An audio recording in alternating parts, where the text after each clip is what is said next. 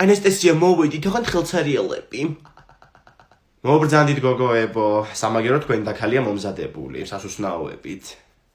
აუ ანესტესია ისეთი ცხელი ჭორები მოვიდა, რომ უკვე პირიმეწვის რო ხვდები რა უნდა მოუყვე. თიკო აქეთ შემოდი შენაკეთ დაჯექი, სპეციალურად ჩავაბნელი ოთახის ეს მხარე. თეკლა შენ მან დაჯექი. გოგოებო, ეხა ინგა გვიმკითხავებს ყავის ჭიქებზე.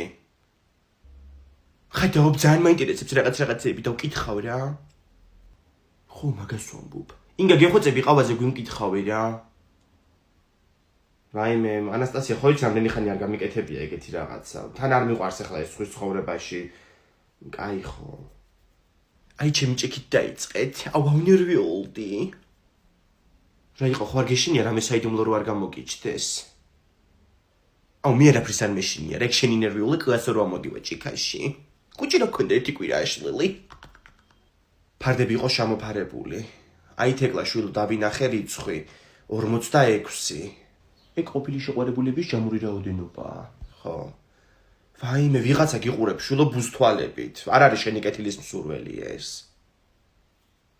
ნუცა კეკელავა, მაგრამ ჩემთან რა უნდა რას მერჩის? რას მერჩის? შეყვარებული წაართვი ერთი კვირის წინ.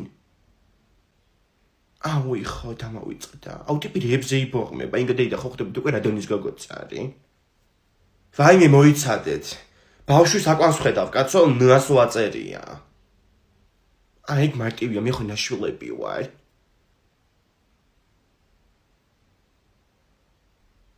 აუ ტუალეტი სასწრაფოდ.